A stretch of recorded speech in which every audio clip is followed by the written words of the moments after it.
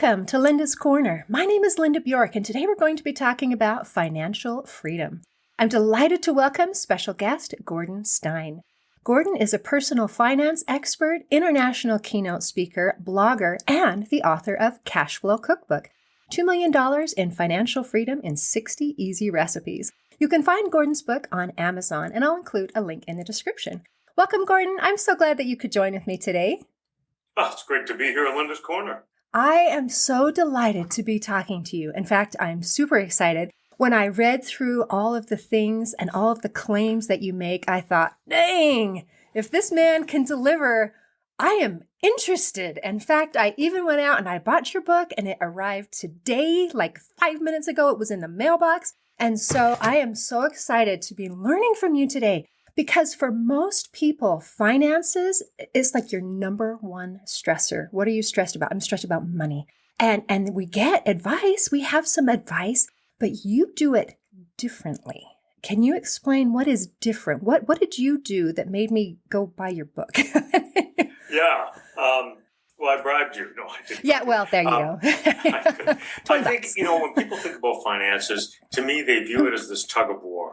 So there's this notion, half the people say, you got to give up all kinds of things today.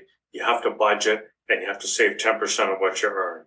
And I think it's bad advice because people hate budgeting. They don't think they have the 10% of freedom. And they don't want to give up the stuff they like because they like it. So the other group of people say, oh, well, let's live for today. I'm going to have a great time. I'm not going to worry about tomorrow. And they end up as a Walmart greeter down the road. So I think both of those are really bad ideas. So I made a discovery several years ago. I've always loved personal finance. And I stumbled in a way to get car washes for free, legally. Now, it's not a big deal, but it saved me $25 a month. And I thought, that's pretty cool because it was easier than what I was doing before. And I'm getting free car washes. So I thought, great. Then I stumbled into how to slash the cost of my home alarm monitoring in half. So this wasn't a big deal, all in on $75 a month richer. But what was cool was it was minimal effort, minimal sacrifice. And I thought, what else is there? And I can be a bit obsessive, including my guitar collecting. And so I started gathering these things up in a list. And then I did the math. I got to $13,000 of monthly savings ideas. Monthly. Wow. But then I thought, hey, what would this be worth if you could invest this money, say 7% over 10 or 20 years? And the numbers were astronomical. So I took it to my accountant. I said, hey, where's the error in the math here? He looked at it all over. He says, the math is good. He said, this would make a great book. And 230 pages later, Cash Flow Cookbook was born. I love that. Okay, so let me go back and summarize, and you can tell me if I got this right. Yeah. So for most people, when you're asking for some basic financial advice, they're going to say, okay, you need to budget and you need to save 10%. And the problem with that is sometimes even the word budget makes people panic. In fact, I've heard a lot of financial advisors, they don't use the word budget because it has such a negative connotation. They say, let's talk about your cash flow. Because cash flow doesn't make people panic like the word budget does. Because whenever we hear that word, the first thing we think of is, I have to give up everything that I love. My choice is to be miserable now or poor later. And these are my options. And I do not love any of them. And so for some people, their solution is, well, I don't want to talk about money. I don't want to think about money. La, la, la, la, la. And so you're coming up with, I would have to say it is a form of budgeting, in saving money, being thrifty, being wise, and then using the savings that were easy, that did not hurt me. Like you still got your car washed. You got it washed for free. I don't know how you did that. Maybe you're going to tell us. And then taking that money and investing it. So there's investments involved. There is some paying attention involved, but it's not, but there's small and simple things that aren't going to make me feel like I have to be miserable now in order to be successful later. Am I catching it kind of in a nutshell? You've got it right on. And I think people miss all of this stuff. Tomorrow I'm going to go see the Eagles, my wife and I, and we have fabulous seats because you know what? Good concert seats are much more enjoyable than lousy concert seats that are way up high. Okay. Now, when it comes to my gas bill or electrical bill or water bill or a car insurance or home insurance, I will promise you those things are ground down to nothing, and it takes almost no time to do it. And that funds the great concert tickets. It funds my guitar collection. It funds our kayaks. And, you can go and have a great life. You want a latte, go have a latte. You want some Kentucky bourbon at the end of the day. We've got a whole cart full of great bourbon. And so you live a much richer life, and you get rid of this thing that hangs over us. You're exactly right. It's our number one stress, according to the American Psychology Association. So let's get rid of it. We can do it all. I can tell everyone what they need to know in the course of this podcast. Yes, please. Start. I am all ears. So where do we start? Is that what you want to know? Oh, yes. Let's start. So how do normal people, just average, everyday people, how do we succeed? Yeah. So in the book, Cash Flow Cookbook, I lay out a number of steps. And often financial authors, they say, well, step one is, establishing an emergency fund. And I don't find the fun in that. Here we are giving something up again. So let's not start there. You can go there, and it's a good idea to have one. I wouldn't start there. So there's lots of cooking puns, as you might expect in Cash Flow Cookbook. It's a money book. It's themed, and it's written much like a cookbook. So I think the first thing to do, as we say in the book, is we're going to broil a bill. It's just as simple as that. So you can pick one that looks interesting. And in the book and on my website, cashflowcookbook.com, I tell you exactly, like a recipe, how you broil each of your bills. And it's not onerous. You can sit down with your laptop in 10 minutes and you can free up $100 or $200, 100% guaranteed. So as an example, let's take something like car insurance. So most people, they signed up for car insurance. It was somebody's brother-in-law back when, or somebody said, oh, I'm with this company. And you never give it another thought. But now what's wonderful is there's all kinds of sites where you can go online and you can shop your car insurance. Sitting at your desk doesn't take 10 minutes. You enter your vehicle details, your driving details. It's not hard at all. And up come 12 codes. I'm not calling anyone. I'm not listening to bad hold music. There's no shoe leather involved. I just sit here. I go on these sites and I shop it. And I would say, when I shopped my own car insurance, the swing was $350 a month from the cheapest to the most expensive provider, identical insurance. Wow. Okay, so that's a great place to free up some cash. Right. $300 a month is significant. Right. And so away you go. We broil a bill. And then step two is we savor the savings. And what I mean by that is if we just leave that $175 in our checking account, guess what's going to happen to it? I'm going to spend it somewhere else. It'll be gone. So right away, we want to lock that in. And, if your listeners have high interest rate debt, they have a lot of credit cards at 20 or 26% interest. That's a toxic sludge. You've got to get rid of that right away. So we're going to pay those off using this freed up cash flow. And we're going to pay our cards every month. That you have to do. Anything else is crazy. And then if we have more cash than what we need for debt, then we want to give that to our financial advisor. We want to get that money invested. So then we're going to grow that money. And the beauty is, well, I'm at my Eagles concert and I'm having fun, or I'm playing my guitar, or I'm out kayaking. My money is growing away. It continues to grow and work, whatever I'm doing. So this is what happens. We're going to broil a bill, then we want to savor the savings and get that working for you right away. And when we broil a bill, in the book, there's 60 recipes, and they cover every aspect of our living. So there's things on housing, on transportation, and food, which are typically the three biggest ones.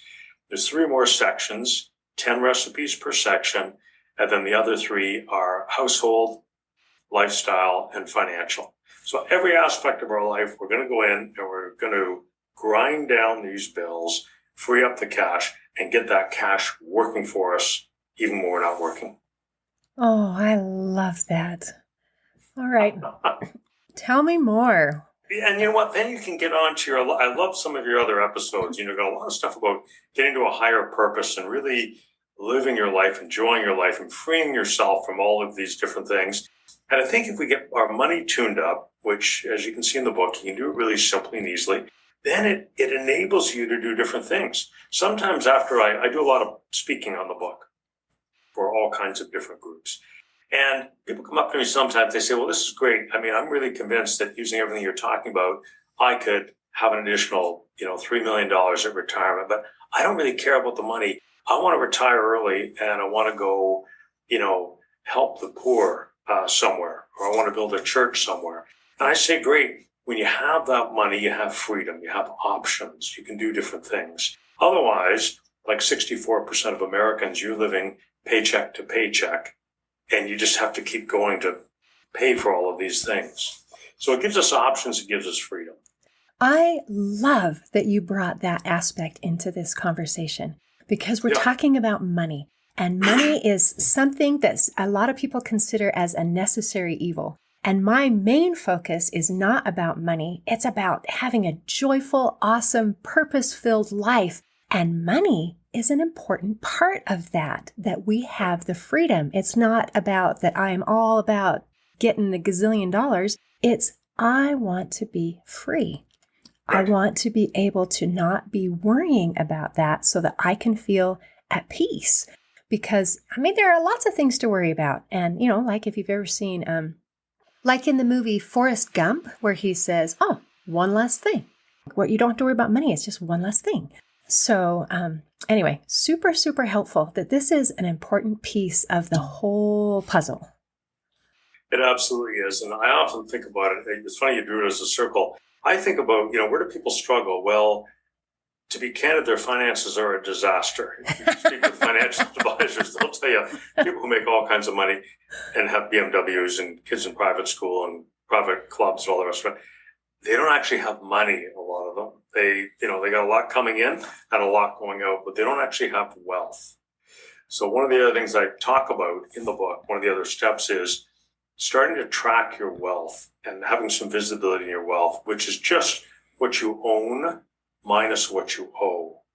And when you start to get some visibility to that, your whole headspace starts to change, because you're saying, hey, how do I grow that? And for some people, they want to have a lot of money and they want to, have a private jet, and that's great. And other people, they just want to get freedom so they can go and pursue a passion, or they want to deliver more to their favorite charity, whatever it is.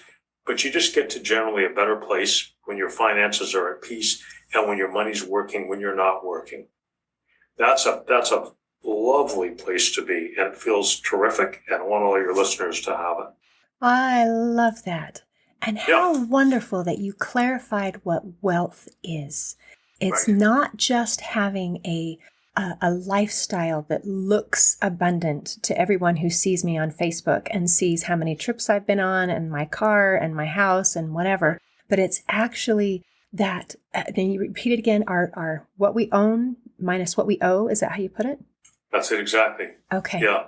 Sometimes people call that net worth, and I just hate the term, because I sure hope my net worth on this planet is not just what I own minus what I owe. Hopefully I'm delivering more. So I like the term wealth better. And I like people, when they start out, I like people to track that monthly, which sounds a bit onerous. You just set up a spreadsheet. You can do it on a cocktail napkin, however you want to do it. But you're just going to lay out, okay, what's left to owe on my mortgage? How much is the house roughly worth now? What do I have in my Roth IRA, my 401k, etc.? Then what do I have in my debts, my credit cards, and all the rest of it? And you just take a moment and update that on your own or with your partner every month, and you can start to see what should be happening, hopefully, is that what you owe is dropping every month, and what you own is growing, your assets, your home, your 401k, your Roth IRA, whatever. And so what happens is you're building more and more freedom to do with what you want. And then you go figure out what your higher purpose is. But let's get the money off your plate. Oh, that is so beautiful. And my mind is turning and churning about the things that you've said so far. And I'm thinking about this concept of wealth and how it means different things to so many different people, as far as, how much I'm spending, what school my kids are attending, and whatever, maybe your Eagles tickets or something like that, where it feels to them like if I am buying, if I am accumulating, then whether it be stuff or experiences, then that increases my wealth. And it's true a little bit, but not if it's debt financed. If we can do these things and it's not a joy today that's a headache tomorrow, then by all means, yes, enjoy. But the idea of kind of paying attention to that whole picture, I think is a really big deal. And there's different ways to do it. It might mean something different to you than it does to me, as far as where I feel peaceful, where I feel, that joy and that satisfaction. I've heard it once described from another author named Dr. Shannon Brooks, that he described finances not in how much you own in terms of dollars, but in terms of time, where he said, if you didn't have a paycheck today, how many days or weeks or months could you maintain your standard of living, or could you keep eating and living indoors kind of thing? And so it was a different approach in terms of time, that balance between our inflow and what's going out. And if I'm spending $1 gazillion a month, and that's not just because I have it and I'm spending it, but because my bills, those bills are going to come, and my paycheck stops, I'm in a world of hurt. Whereas if I, have that much in the bank and I choose to do what I choose to do, and then the paycheck stops, like, oh, okay, well, I won't do that till I get my next paycheck. It doesn't have that panic and stress involved when those bills just they don't stop. You mentioned how you want to be able to go to your concert, you want to be able to sleep, you want to do all these awesome, wonderful things and have your money be working for you. And for a lot of people, it's exactly the opposite. No matter how hard they're working or all the things they're doing, the bills are just, they don't stop. They keep eating at you until they're satisfied. I think, it was Albert Einstein said it best, and he said, compound interest, which we could also think of as compound growth, is the eighth wonder of the world. And then he says, he who understands it earns it. He who doesn't pays it. Because that compound growth, if you follow the things that we lay out in Cash Flow Cookbook, you get your money working for you through minimal effort, minimal sacrifice. It keeps growing. And if you do it right, it's growing faster than you could spend it. And when that happens, then there is no stress whatsoever. But it frees you up, which maybe you want to do a fun thing. And if it's a beautiful day outside, I'll go for a bike or a kayak if I don't have a speaking engagement somewhere. Or if it's rainy, I'll grab a guitar from behind me on the rack and start playing. And my lead singer / wife will come and join me. And we don't have an HR department here. We just have fun. And one of my clients who's a financial advisor here in Ohio, and he mentioned that he was a Boy Scout troop leader. And I said, I'd love to do a talk for your Boy Scouts. And he said, oh, well, we don't really have any budget. I said, what? It's your Boy Scouts. I'm not going to charge you for it. I'd love to do that. That would be a wonderful thing. And so they were age, 11 to 17. And I went down to speak to this troop of Boy Scouts. They're all in their uniforms. And it was just a fabulous night. I just had the time of my life. I just was up on stage with them. They were all there. They were really keen. A bunch of dads were there taking notes. And we get to the Q&A, and they blew me away. I said, what questions do you have? 11 to 17. They said, well, what are your thoughts about non-fungible tokens and art? Like, is that a good thing to invest in? And then somebody else said, tell me a bit about cryptocurrencies. Like, which ones do you like the most?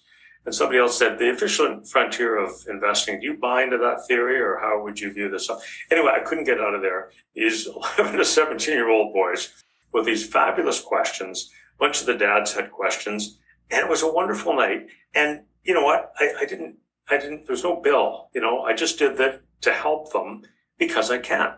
And when you're financially secure, you can do fun things, you can do charitable things, you can help others, you can self-actualize. And I think it's eminently doable for anyone. These are simple principles. That's why it's a cookbook.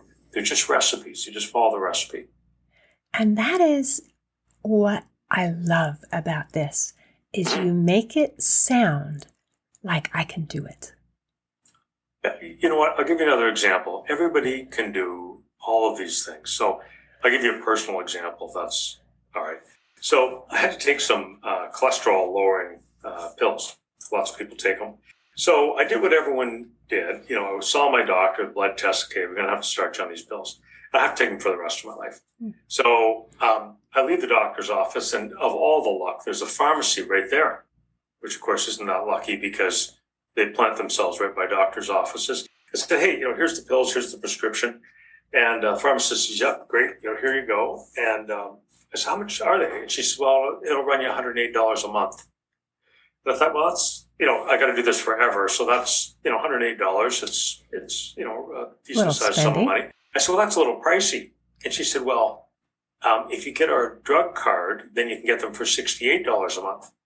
That's a big drop. I said, how much is the drug card? Well, it's $20 a year. So I think I'm a genius. So I give her the $20. I get the annual drug card. My prescription just dropped by about 40% from $108 to $68. So I was out for dinner that night with my brother-in-law. I'm telling the story and, bragging about how smart I am. And he says, no. He says, you want to use one of the online pharmacies, much cheaper. So he suggested one, GoodRx. And they floated a little bit. So in this case, it turns out they weren't the cheapest one, but it was about $13 a month on GoodRx. 108, 68, 13. And remember, I have to take them for the rest of my life. So then I thought, well, obviously we're not done. It's dropping so quickly. I got online and I found a company called Blink Health. So I get my pills $7 a month. Wait for it, delivered to my house. So I don't even leave the house. I don't even get out of my chair. My bills come to the house. I don't even know how that covers the postage, $7 a month versus $108 at the pharmacy. So if you don't know these tricks, I bet you there's tons of your listeners right now who are merrily buying their prescription drugs from one of the big, big box drugstores. And that's crazy. So all of these things, I'll give you another example. There's a website you can go on. It's all on my website, cashflowcookbook.com. In the ingredients section, I have all of the vendors who can help you. So it's a medical website. You can go on and type in any procedure, and you'll see the prices at every hospital and clinic around. Really? Yeah. And the difference is astonishing. There's one that was a blood test. It varied in price from $17 to $353. So, healthcare is a huge thing. The average American pays a deductible of $4,300 a year. And I don't think it's hard to slash that in half. That's, there's $200 a month. So there's opportunities in everything. Often it's unglamorous things like prescription drugs or healthcare, but every aspect, car insurance, home insurance, even house taxes, house mortgages, student loans, all of these things can be readily slashed with minimal effort. I love it. And that brings kind of full circle to your example in the beginning, where if I'm going to a concert, it's worth paying some money to get a good seat. But if I'm getting the same insurance or the same prescription medication or the same whatever, there's no benefit to me to pay that extra money.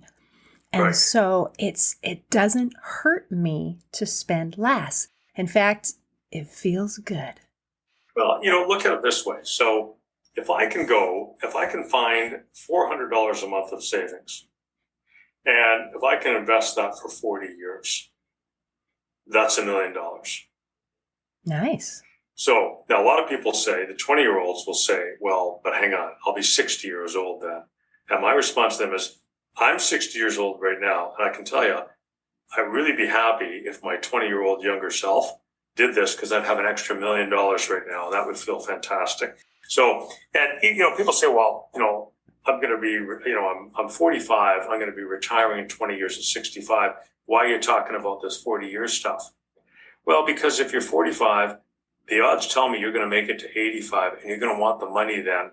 So you don't spend all of your retirement money the day you turn 65 or whenever you choose to retire. You've got to provide for the 70-year-old you and the 75-year-old you and the 85-year-old you, and increasingly the 90 or 95-year-old you.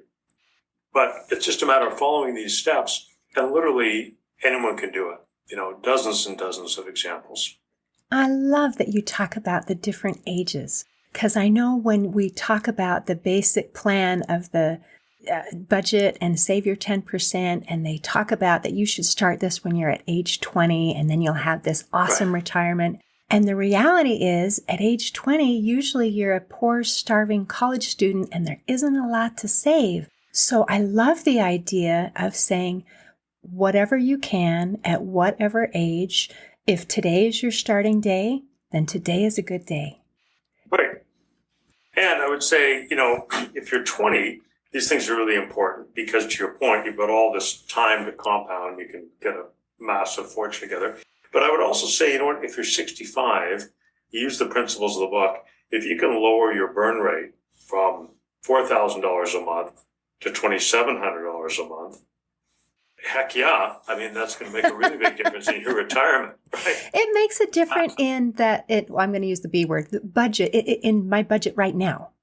Like for this month or for whatever, if I can drop that bill.